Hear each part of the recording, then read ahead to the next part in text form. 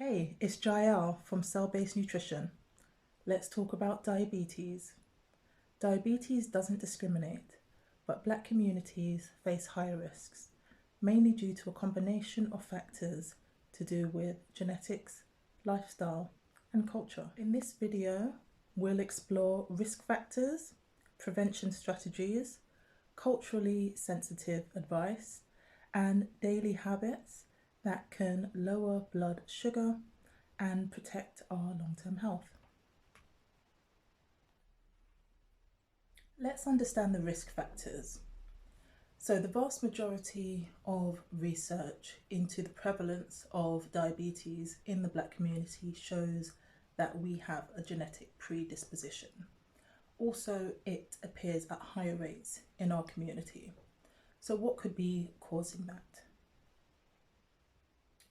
60% of our gut microbiome is inherited in utero. Our gut is responsible for approximately 70% of our immune system protection. There are some theories that say that the disruption to our gut microbiome, forming, being colonized, being created in utero, can lead to a number of long-term conditions, gastrointestinal issues, and increased susceptibility to allergies, obesity, and of course, diabetes. It's also important to understand your family's medical history. Now, of course, there are exceptions to the rules if you are adopted or if you are unfortunately orphaned or you didn't know one or both of your biological parents. Then this might be slightly harder if you don't have family members to question about your parents' health history. But if you are able to find out that information, it's really important to know what genetic predispositions that may be in your family line. So for example, for me, I know that I have a grandmother who had diabetes, who had high blood pressure. I also have a grandmother who had reproductive cancers. And so I know that as a result of that, I am at a greater risk of these conditions showing up in my life. And so a lot of the health decisions I make are preventative to ensure that just because I may carry a genetic predisposition, it doesn't necessarily mean that I have to inherit the full condition. But if you do have a parental or grandparent who does have diabetes, then you are at a greater genetic risk. Let's dispel some common myths. Diabetes isn't just caused by sugar. There are 5 different types of diabetes that it's very important for us to know and understand, and so I'm going to discuss them now. Type 1 diabetes is also known as juvenile diabetes, and this is where the body's own immune cells start attacking the insulin producing cells called beta cells in our pancreas. Sometimes this happens even before birth, but it happens rapidly after birth and can show up in children within months. Sometimes it takes a few years, but most certainly by puberty, all of their, or the vast majority of their insulin producing beta cells would have been destroyed. Type 1 diabetes is therefore an autoimmune condition. It's called juvenile diabetes because it appears in juveniles, it appears in younger people. The second type of diabetes is known as diabetes type 1.5. This is called LADA diabetes, so latent autoimmune diabetes in adults. So again, it has an autoimmune function and the body starts destroying the beta cells in the pancreas that produce insulin. But this happens as a person ages. So in type 1 diabetes, it can start happening in utero and start speeding up once the baby is born. With people with type 1.5 or LADA diabetes, the destruction of the pancreatic beta cells takes a little bit longer. So they can get into adulthood before they develop the signs and symptoms of diabetes and before they're diagnosed. Often people can be misdiagnosed with type 2 diabetes, but there are tests to see if it is autoimmune in function. Type 2 diabetes is sometimes called lifestyle diabetes, and this is the one that we tend to hear the most about. There are absolutely some risk factors: being inactive or being sedentary, being overweight, and of course a genetic predisposition all can play into the development of type 2 diabetes. It's important to note that fat cells are metabolically active. They produce and release hormones independently. Fat cells can affect our circadian rhythm, and they can also start interfering with how our body processes the food that we eat. Type 2 diabetes, of course, can be reversible with lifestyle changes that are permanent, not temporary short-term fixes, but a complete 180 in terms of being more active, losing weight if weight is an implication in your type 2 diabetes, and of course by controlling your blood sugar. Now, it's important for people to understand what insulin does. So insulin is secreted, released by the beta cells in the pancreas, and insulin is the key to allow glucose into cells of the body. So when we consume food that contains carbohydrates, our body breaks those carbohydrates down to its smallest form, and that is glucose. It's a simple sugar. In order for the body to be able to use that sugar, that needs to be able to enter into the blood cells and enter into any cell that requires glucose as a form of energy. The way that the body does this is by sending signals to the pancreas to say, hey, there are glucose floating in the bloodstream now, release some insulin, so that unlocks effectively the door for the glucose to leave the blood and go into the cells and be used as energy. If you don't have enough insulin, or if your beta cells are destroyed, or if the signaling is weak, your body doesn't release sufficient insulin, which means that the blood sugar levels remain high because the sugar remains in the blood as opposed to being used in the cells where it is burnt and used as energy.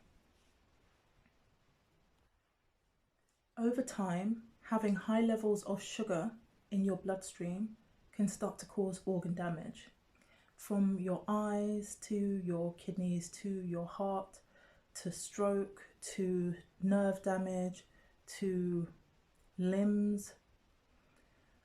It can cause really serious complications. Type 5 diabetes is one that we do need to pay attention to within the Black community. This is a recently explored type of diabetes. It's known as severe insulin deficiency diabetes, and is a type of diabetes that is caused by severe malnutrition.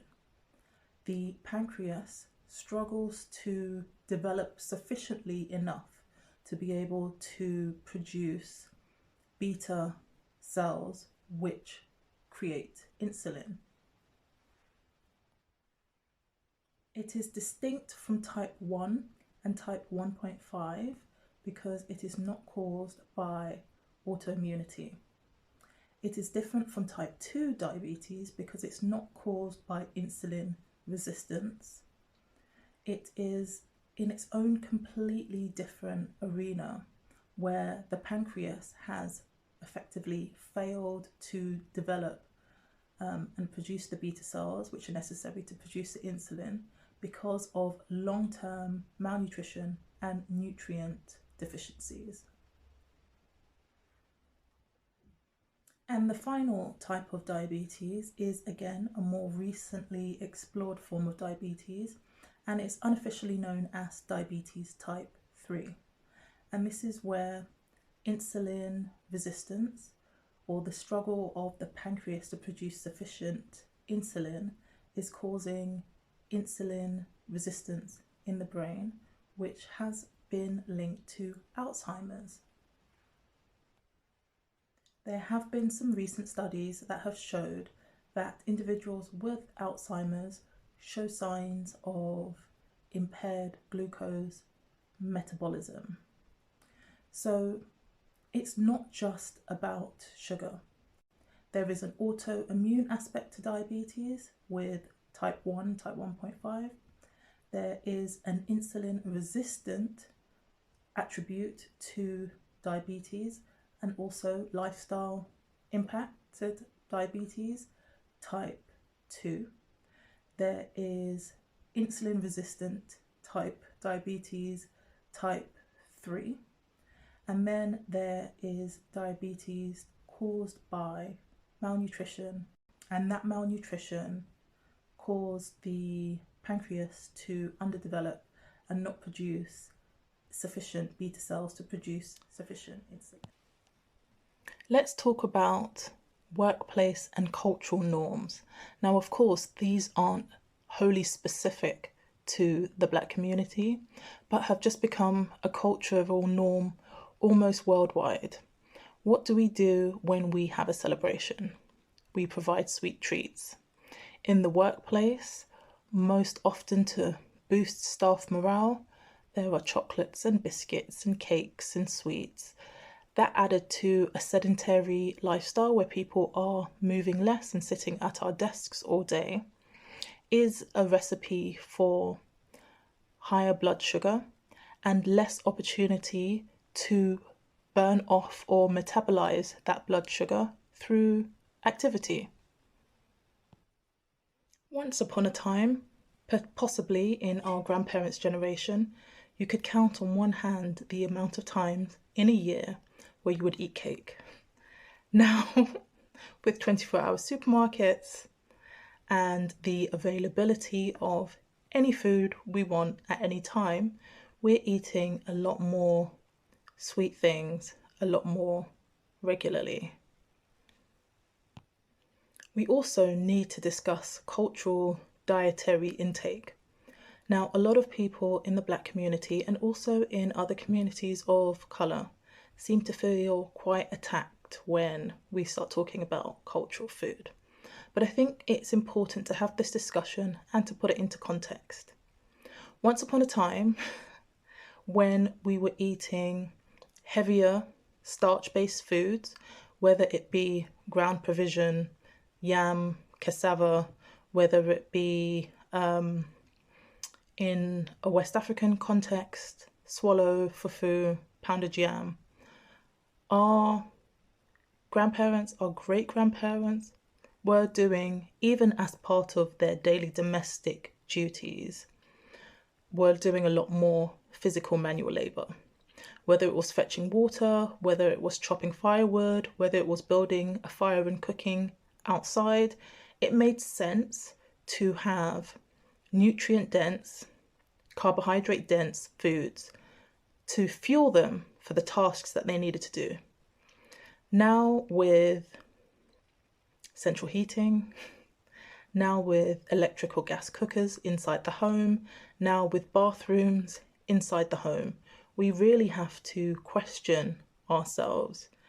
If we are eating calorie dense food, if we're eating carbohydrate dense food, what opportunities are we providing in our daily life to burn off those extra glucose molecules?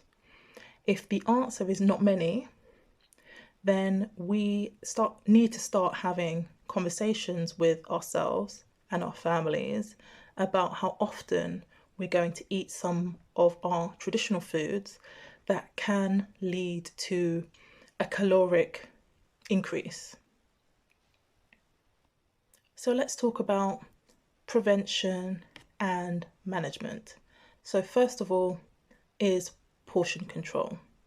It is absolutely possible to eat your favourite foods and eat them in smaller quantities, or eat them less frequently. Also, we should get into the habit of moving after meals. There used to be a culture, mainly on the weekends, of going out for a walk after, say, a Sunday dinner. We should really consider doing some gentle movement after every meal, especially after heavy carbohydrate dense meals. Back to one of my favourite subjects, exercise. Weightlifting is an incredibly effective way of controlling blood sugar. By building muscle, we reduce our adipose tissue, our fat tissue, and as I discussed before, fat cells are metabolically active. So the less fat cells we have, the less metabolically active they will be, and the greater control we would have over our blood sugar levels. Weightlifting increases your metabolic rate, which means that you burn calories a lot faster. And in the recovery period after a weightlifting session, there have been some studies that show that your body then is able to utilize fat as an energy source. So therefore burning up any extra fat that there is. So if you can include 2 or 3 resistance-based weightlifting sessions per week, you will be well on your way to helping your body to control its blood sugar. Lastly, I want to talk about monitoring your blood sugar.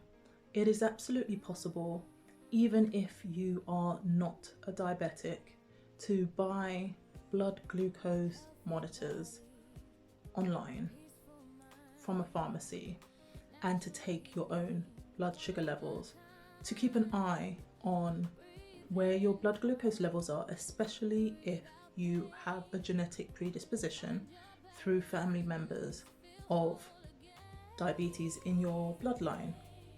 There are 3 important measurements to consider when you're taking your blood sugar, and those are fasting blood sugar levels.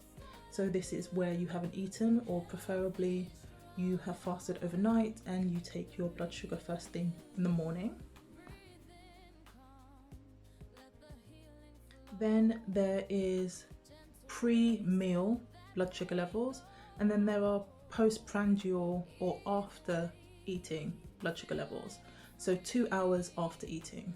And you can go on the NHS website or whatever jurisdiction, country you are in, and look at blood sugar levels, and there will be a chart that tells you that blood sugar should be under this amount for fasting, and it should be between this amount and this amount for postprandial. Monitoring your blood sugar and understanding the patterns is your responsibility. Like I've said before, Black health is Black history, and it's also Black legacy.